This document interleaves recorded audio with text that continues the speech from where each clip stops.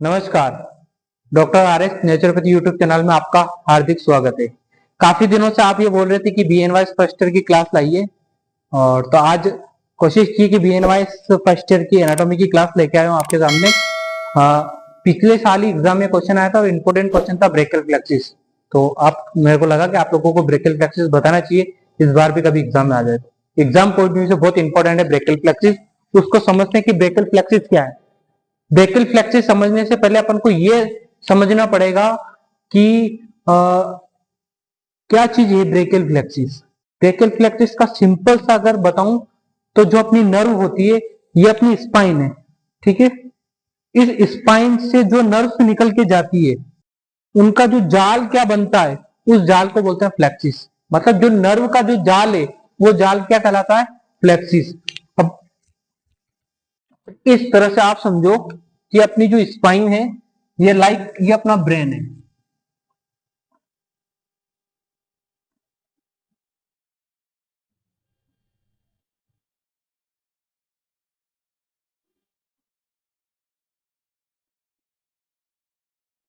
ये अपना ब्रेन है, ये अपना पार्ट हो गया सेरिब्रम, ये अपना सेरिबेलम, ठीक है। ये अपना क्या हो गया mid brain, then pons, then medulla oblongata, then spinal cord.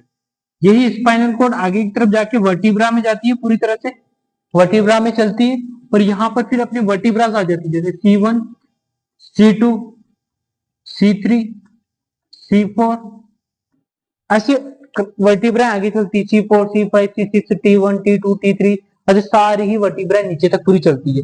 अब इनके बीच से जो स्पाइनल कॉर्ड आती है, अपनी जो क्रेनियल नर्व आती है, वो ऐसे डिवाइड हो जाती है, अलग अलग पार्ट में निकल जाती है। जो C1 से निकलती है, C2 से निकलती है, C3 से निकलती है, C4 से निकलती है।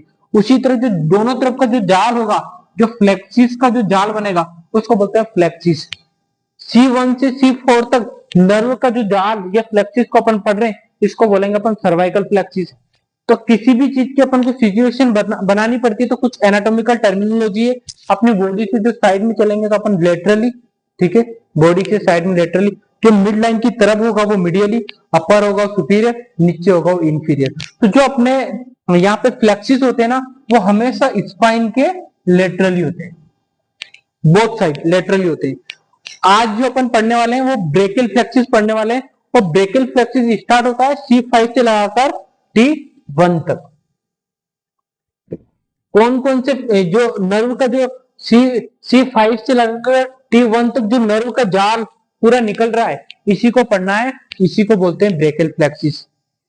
अब देखते हैं कि C5 से जो रूट निकली है, जो मैंने डार्क कलर कर रखा ना, ये डार्क कलर का मतलब होता है ये डीप नर्व है, डीप मतलब, और जो लाइट कलर में जा रही है इसको बोलते हैं सुपरफिशियल नर्व, यानी ये ऊपर की तरफ की, और जो कलर्ड कर रखी है वो डीप नर्व है। C5 और C6 की जो नर्व निकलती है ये दोनों जाके कंबाइंड हो जाती है, इसको बोलते हैं अपर ट्रंक। C7 है सिंगल जाता है, इसको बोलते हैं मिडिल ट्रंक। C8 और T1 की नर्व ज्वाइंट बनाती है और बनाती है लोअर ट्रंक, राइट। C5 से दो ब्रांच निकलती है, एक ब्रांच ऊपर की तरफ जाती है जिसे डोर्सल स्केपुलर नर्व बोलते हैं, एक ब्रांच डीप नीचे की तरफ आती है, C6 के साथ मिक्स होती है, फिर C7 के साथ मिक्स होती है और बनाती है लॉन्ग थोरेसिक नर्व। फिर जो C5 और C6 से जो जॉइंट्स नर्व अपर ट्रंक बनाई थी, वही आगे जाकर डिवाइड होती है सुप्रा स्केपुलर नर्व में, और अपर ट्रंक से एक डीप ब्रांच निकलती है जो कि जाती है पोस्टीरियर कॉर्ड के अंदर। C7 के जो मिडिल ट्रंक है इससे एक ब्रांच निकलती है, ये भी जाती है पोस्टीरियर कॉर्ड के अंदर। C8 से एक ब्रांच निकलती है और ये भी जाती है पोस्टीरियर कॉर्ड के अंदर, और दो नर्व का फॉर्मेशन करती है, एक्सिलरी नर्व और रेडियल नर्व। फिर जो अपने अपर ट्रंक आगे जाके कंटिन्यू होता है लेटरल कॉर्ड में, और अपना जो लोअर ट्रंक के आगे आके कंटिन्यू होता है मीडियल ट्रंक में, और जो अपना मीडियल ट्रंक होता है आगे आगे कंटिन्यू होता है पोस्टीरियर कॉर्ड में। तो तीन कॉर्ड डिपार्टमेंट बन जाते हैं, lateral cord, posterior cord and medial cord. जो लेटरल कॉर्ड से जो नर्व निकलती है वो मस्कुलोक्यूटेनियस नर्व निकलती है, और लेटरल कॉर्ड और मीडियल कॉर्ड ज्वाइंट होकर एक नर्व को बनाता है, उसको बोलते हैं मीडियल नर्व। और मीडियल कॉर्ड से एक नर्व आती है, उसको बोलते हैं अल्नर नर्व।